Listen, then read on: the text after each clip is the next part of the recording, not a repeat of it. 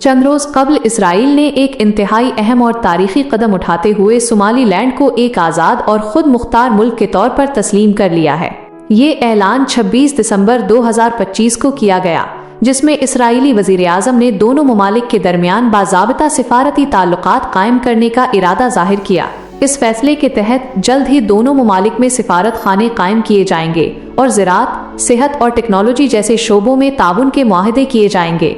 Somali land मशरक़ी Africa के इस अहम खित्ते में वाक़ है, जिसने 1991 में सोमालिया से अलहदगी इख्तियार की थी, मगर तवील अरसे से दुनिया की बड़ी पंचायत में इसे एक आज़ाद रियासत की हैसियत से बाकायदा तस्लीम नहीं किया गया था। इसराइल ने इस फैसले को इब्राहिमी मुआहिदों के तसलसल के तौर पर पेश किया है, जिसका मकसद खित्ते में मुआशी शराकतदारी और अमन को फ़रोग़ देना है। इसराइल का कहना है कि वो सोमाली लैंड के साथ मिलकर जदीद टेक्नोलॉजी और इक़्तिसादी मंसूबों पर काम करना चाहता है। इसराइल और सोमाली लैंड ने बाहमी ऐलान और दस्तावेज़ात पर दस्तखत किए हैं और मुस्तक़बिल में सिफारती नुमाइंदे तकर्रुर करने के मंसूबों का तज़किरा भी हुआ है। इसराइल के इस इक़दाम के सामने आते ही आलमी सतह पर मुखालफत की एक लहर दौड़ गई है।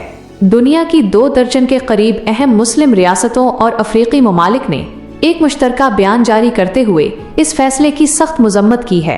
इन ममालिक का मौक़िफ़ है कि ये इक़दाम बैनुल अक़वामी क़वानीन और आलमी इदारे के मंशूर की खुली खिलाफ वर्जी है।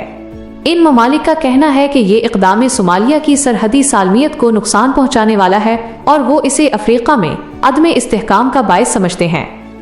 पाकिस्तान ने सऊदी अरब, तुर्की, मिस्र और कतर जैसे ममालिक के साथ मिलकर उस फैसले को मुस्तरद कर दिया है।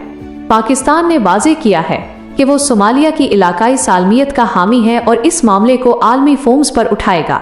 सोमालिया की हुकूमत ने भी उसे अपनी खुद मुख्तारी पर हमला करार देते हुए कहा है कि सोमाली लैंड उनके मुल्क का अटूट अंग है।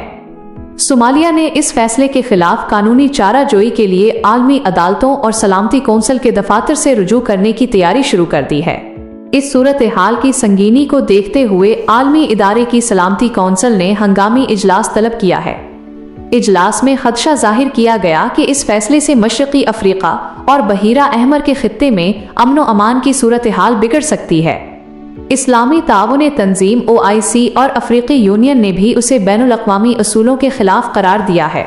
उनका कहना है कि बाहमी रजामंदी के बगैर किसी रियासत की तकसीम को तस्लीम करना खतरनाक रिवायत बन सकता है। इसराइल के इस फैसले ने जहां सिफारती बहरान पैदा कर दिया है, वहीं यमन के हौसी गिरोह ने भी उसे एक इलाकाई खतरा करार देते हुए फौजी मुदाखलत की सूरत में जवाबी कार्रवाई की धमकी दी है। दूसरी जानिब अमेरिका ने ताहाल इस मामले पर खामोशी इख्तियार की हुई है और उसे मजीद गौर तलब करार दिया है। ये सूरत हाल 2025 के इख्तिताम पर आलमी सियासत में एक नया रुख पैदा कर रही है, जिसके असरात देरपा हो सकते हैं।